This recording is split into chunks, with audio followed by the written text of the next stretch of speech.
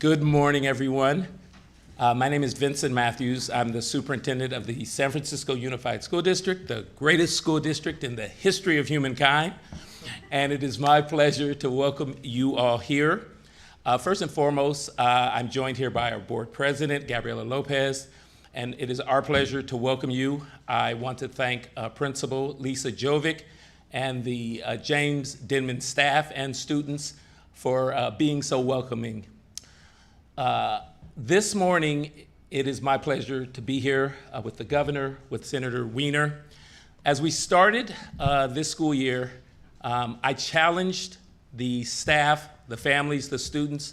I said one of the things we have to do if we are going to remain healthy and be safe is we have to take care of each other.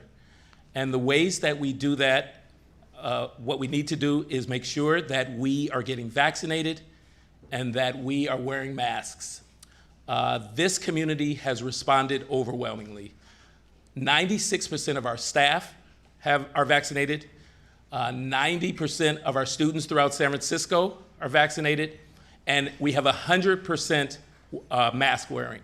So I'm really proud of the work that this district, the community, the families, our staff members, the students have done to make sure that we're doing everything we can to remain healthy and stay safe. Because that's what we need to do if we're going to make sure that each and every student receives quality instruction and equitable support so that they can thrive in the 21st century. And I am extremely pleased and proud that the governor has chosen the San Francisco Unified School District to come today to speak to and to make his announcement. I am now going to turn it over to Senator Scott Weiner, and just appreciate you being here, and thank you all for joining us.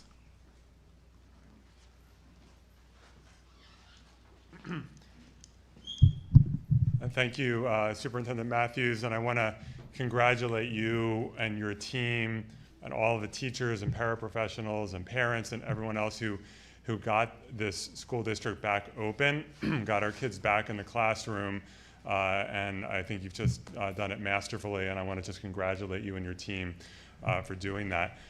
Now we have to make sure that our kids and our teachers and paraprofessionals and the entire school community continues to be safe.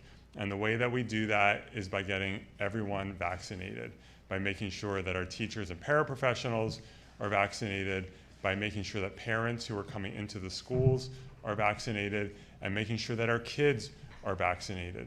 And it is very exciting that we are looking at moving toward down to 5 years old in the near future, and we need to make sure that all of our kids are vaccinated. This is just such a huge stressor for parents. My youngest nephew just turned 12 earlier this week, and he was so excited to get his shot, as he put it to me, so I can finally start to do things. But it was very stressful for my sister and brother-in-law to have their child in school who could not be vaccinated because he was too young. And as we get the expansion of what kids can be vaccinated, we need to make sure they are vaccinated. I want to thank the governor for his extraordinary leadership throughout this pandemic, as we are showing in California, having the lowest infection rate in the country. Science matters, and it matters when we have leaders who believe in science, who believe in vaccinations, and who understand that we have to take a public health approach to this pandemic and to stop politicizing it as has happened with some governors in other states. So I feel very fortunate that we have a governor who believes so deeply in science. And the governor does have a partner in the legislature. The legislature has shown over and over again that we are willing to pass strong vaccination laws. And if we have to come back and do it again next year, we will do that. And we have a group of senators and assembly members who are meeting regularly and talking to the administration, and we will keep up our end of the bargain to be a good partner to the governor. So with that, it's an honor to welcome up our governor. I'm so honored that he's doing this, making this announcement in San Francisco, our great leader, Governor Gavin Newsom. Thank you, Senator. I appreciate your leadership. I appreciate those remarks, and I appreciate all of the all the support broadly throughout this pandemic and the journey that we've been on together. Look, let's talk a little bit about where we are today. The senator was right to highlight the fact that California has the lowest case rate in the United States of America. We've maintained that status now for some time. Not surprisingly, that's been driven primarily by one of the nation's leading vaccination efforts. California has administered over 50 million doses of vaccine. California has administered to 84% of eligible Californians at least one dose. 84% of all eligible Californians have received at least one dose of the vaccine. As a consequence, the lowest case rates in America. Our positivity rates are a third and a quarter of states like Texas and Florida. I make that point to compare and contrast, as the senator implied, different strategies and approaches to dealing with this pandemic. That said, we're all exhausted by this pandemic. We're exhausted by the seasonality of it. We're exhausted by these variants, these mutations, and we're all left wondering as we now move through the summer surge, not just here in California, but across this country, what lies in front of us in the winter and the spring. And while there continues to be encouraging signs and continuing to see progress with more and more people that were maybe on the fence that are now getting the vaccine or life-saving drugs at the back end, there's still a struggle to get to where we need to go. And that means we need to do more and we need to do better to reach out and to make available more opportunities for people to get vaccinated and encourage them along the way. As you know, we have not been shy. Superintendent, and I want to thank you for your leadership here in the school district, and Madam Board Chair, thank you for being here as well. We have continued to lean in.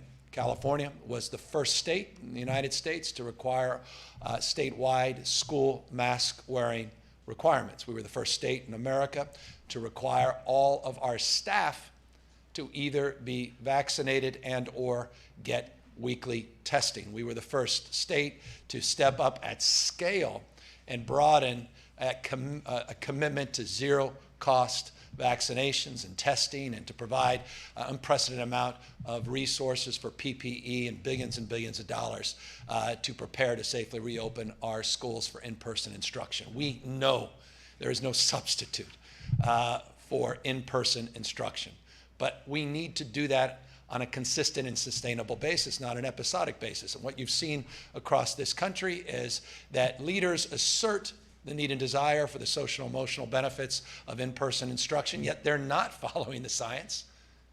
And as a consequence, the health of many of these districts, kids as well as staff, have been impacted. So schools have actually closed more frequently in those states that have not been more disciplined in terms of advancing a more scientific and data-driven approach to taming this disease and doing our best to get this pandemic behind us. And that's why we recognize good enough never is, and that's why we recognize our responsibility to do more, and that's what we are announcing here today. A statewide requirement for in-person instruction for all of our children to add to a well-established list that currently includes 10 vaccinations and well-established rules and regulations that have been advanced by the legislature for decades, to add to that list the vaccination for COVID-19. We intend to do that once the FDA has fully approved the vaccine, which will give us time to work with districts, give us time to work with parents and educators, to build more trust and confidence and build out a logistics so that we can deliver on what we are promoting here today. And that promotion includes the following considerations. Once the FDA approves the vaccination in different cohorts, starting with 12 and above, grades 7 to 12, we will begin to apply that requirement in the next term, either January 1st or July 1st, whichever comes sooner. Concurrent with that, we also want to see all of our staff, paraprofessionals, not just teachers, bus drivers, custodial staff, and the like, the folks that really make the school system operational, also see them get vaccinated as well.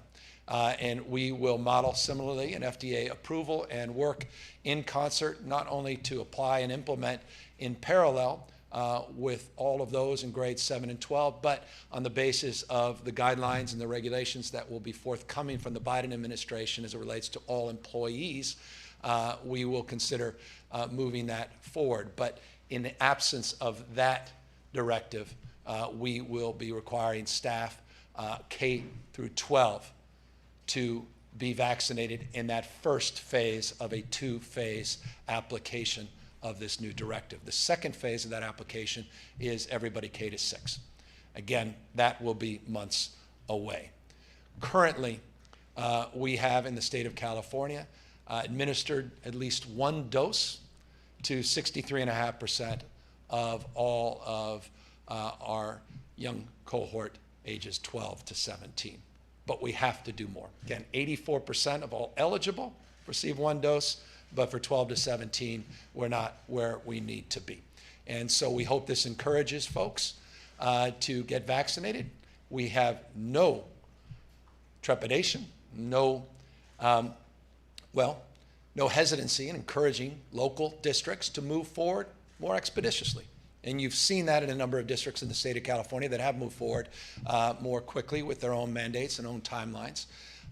And we expect on the basis of other similar requirements that you'll start to see an uptick in people getting vaccinated well before those dates that are established. You've seen that with healthcare worker mandates. You've seen that with state staff mandates. And I'll just highlight, there was an analysis in the New York Times yesterday about California's healthcare mandate working as it was intended. Now north of 90% in some regions of the state, it's closer to 95, 96% of all healthcare workers got that vaccination before the stated requirement went into effect midnight last night. As it relates to the current vaccination requirements, I'll remind people the ones we announced a few months ago, they go into effect on the 15th of this month as it relates to mandates for either being vaccinated and or getting consistently tested. So we're building on that. We're leaning forward.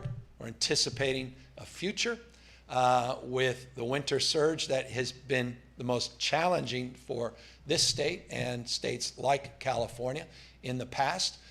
We are mindful that we still have work to do. We are humbled by the challenge, but we want to get this thing done. We want to end this pandemic. We are all exhausted by it.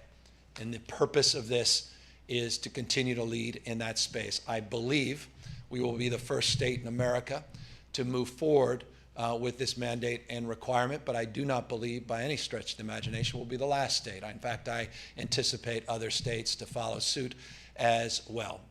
None of this is easy, and I recognize there's still anxiety out there, and I'll close by answering a question that inevitably I'll be asked, and that is, are there exemptions? Yes, well-established exemptions for medical reasons, personal and or religious beliefs. Those are established in these guidelines as well, and so today we are directing the Department of Public Health, Dr. Galley is here, can answer questions, to move in this direction to establish, consistent with well-established legislative guidelines for vaccinations in our school system to include this 11th vaccination for purposes of in-person instruction in the state of California. With that, we are, of course, happy to answer any questions.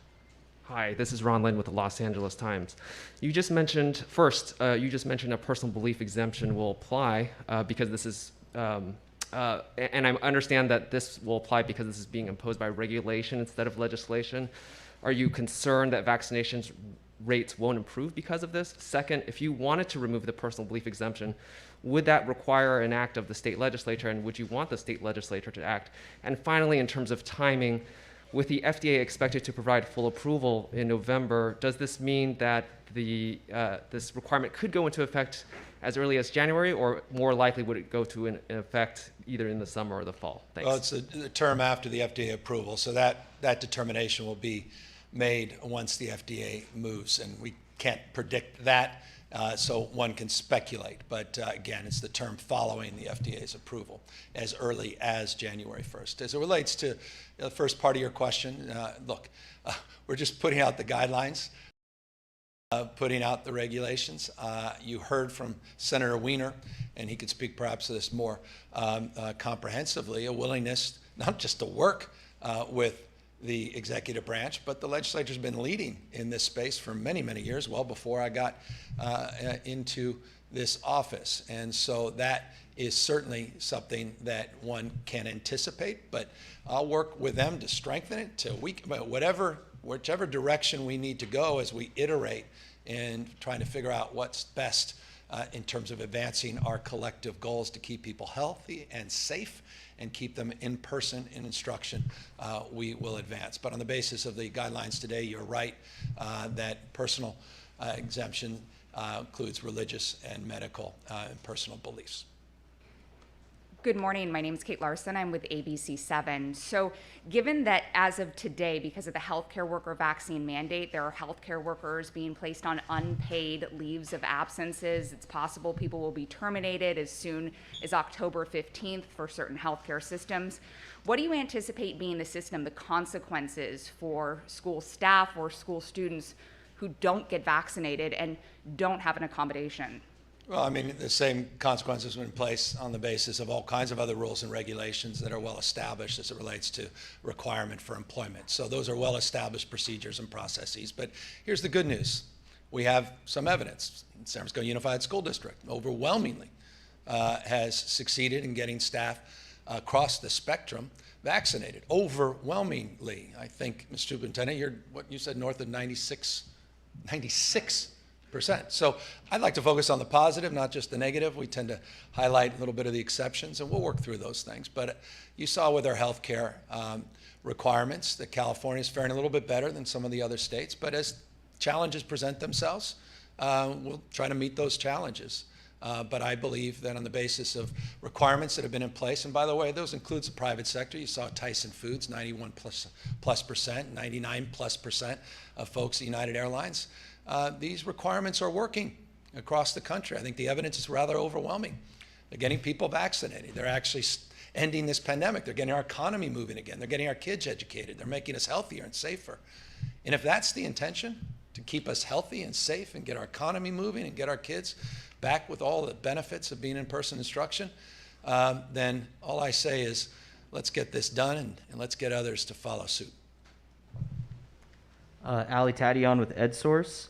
Why is the state waiting for full FDA approval and not implementing the mandate sooner while it has emergency use authorization ahead of the flu season? We talked to, we've got 1,050 school districts. We've got a lot of different points of views and opinions, a lot of regionality, a lot of distinctions. We thought this was the best and most appropriate next step for the state of California. Again, no one's been shy. We have been standing still on this pandemic, quite the contrary. We're continuing to be open to argument, interested in evidence. We want to see how things are manifesting in real time.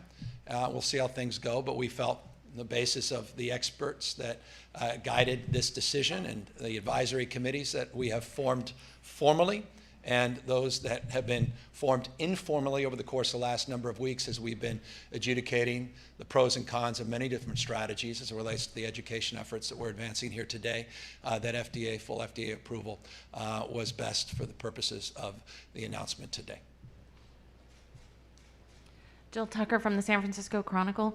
Governor, can you clarify a little bit when staff, teachers, other workers from school districts will be required to get the vaccine? It sounded like you were talking a little fast, and so I was trying to figure out exactly when each grade will have to be vaccinated, and that this, in fact, does apply to all adults in schools for in-person learning. Yeah, so after full FDA approval in 2 phases, first phase being 7th to 12th grades, and on the basis of a question that I'm often asked, I have some friends with very young kids that are in 7th grade, some a little older. It's on the basis of your age, similar to other vaccine requirements, consistent with the rules and regulations that are well established. That will be phase 1. Concurrent with that phase, we anticipate getting all of our staff following a similar requirement. That said, on the basis of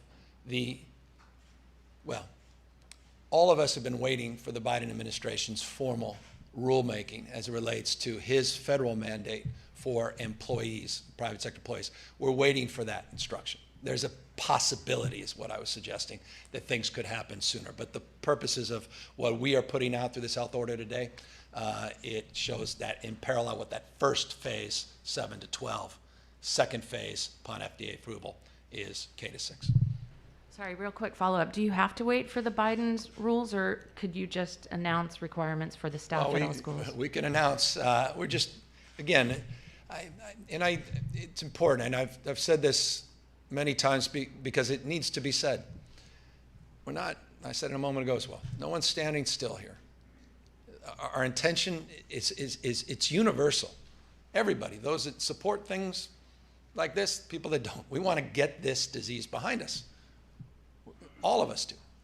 So if we see real demonstrable progress, or if we don't, then we, on the basis of what's happening, the epidemiology, what's happening in real time, relates to nature and spread of this disease, relates to the nature of these mutations, of which there are well over a dozen mutations we've been tracking consistently, not just the Delta virus, on the basis of the seasonality, on the basis of those that are enthusiastic or leading even more aggressively, like LA Unified and others that have leaned into this, some of the Bay Area districts. We'll make assessments, but on the basis of, again, where we are today, we feel this is appropriate.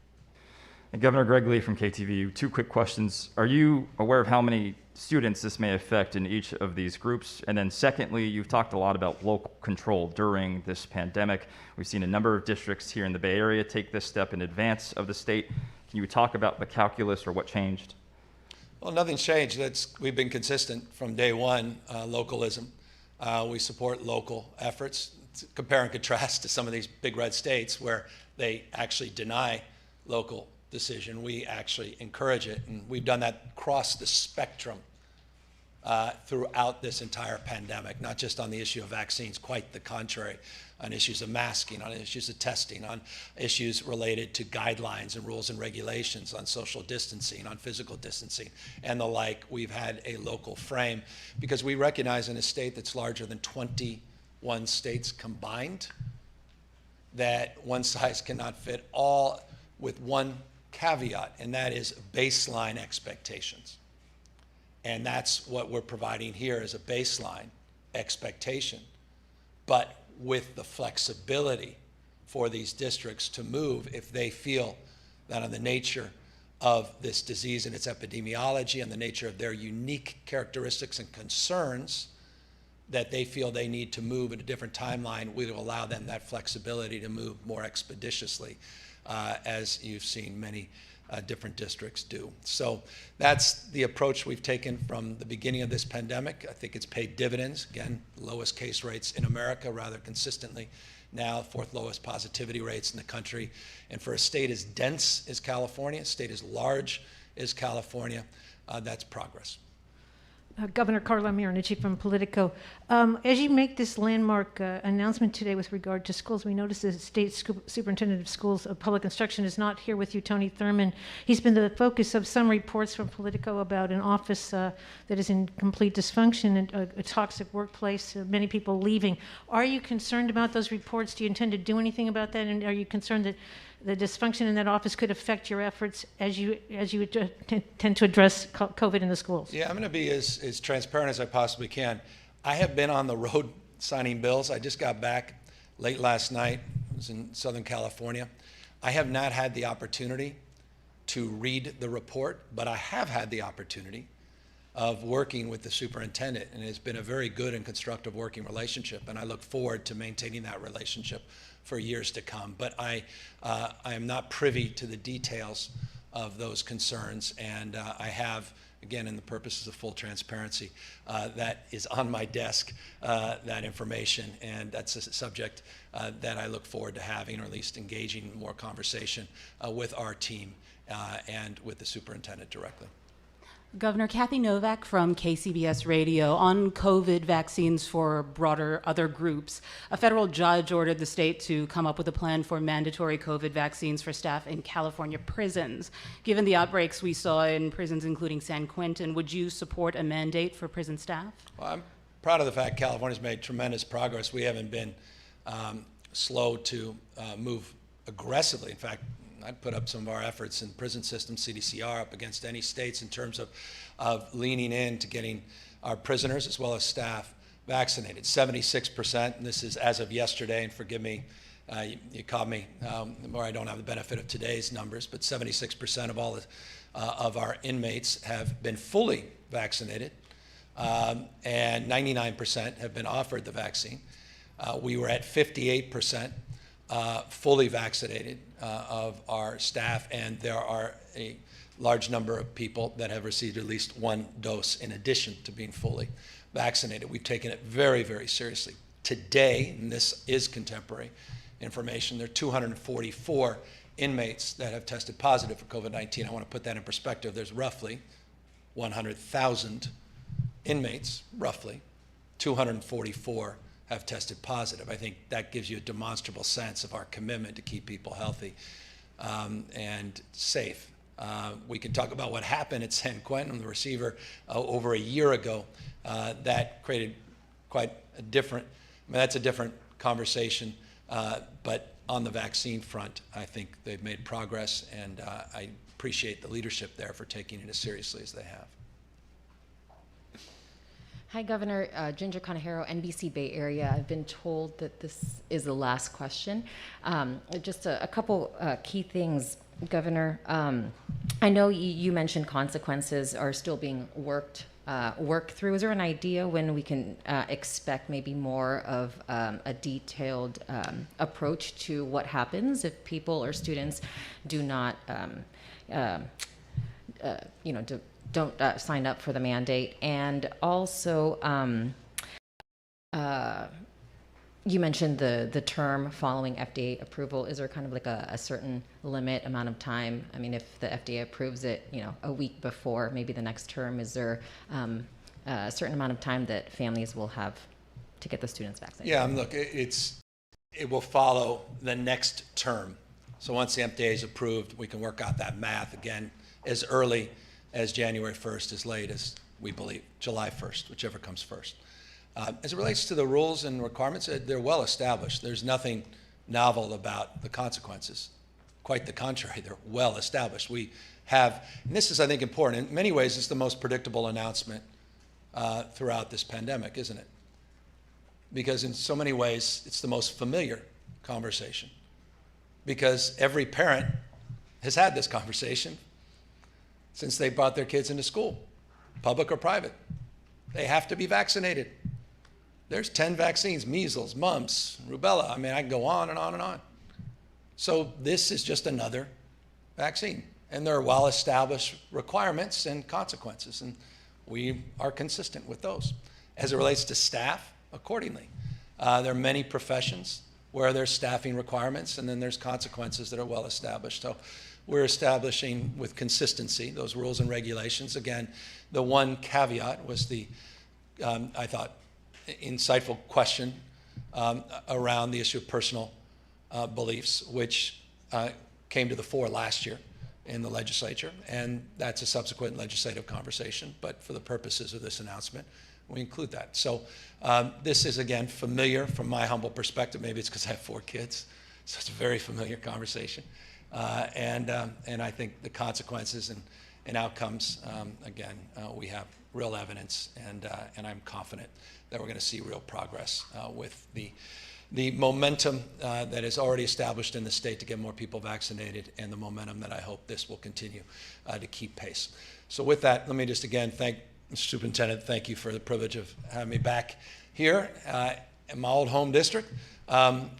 Senator, thank you for incredible leadership and stewardship. Thank you for your comments and your willingness, again, which is implicit and explicit, and your words implicit, I think, some of the questions, to work with us in a collaborative spirit in the next legislative season and session to work through some of the more nuances and details of the application of this health order.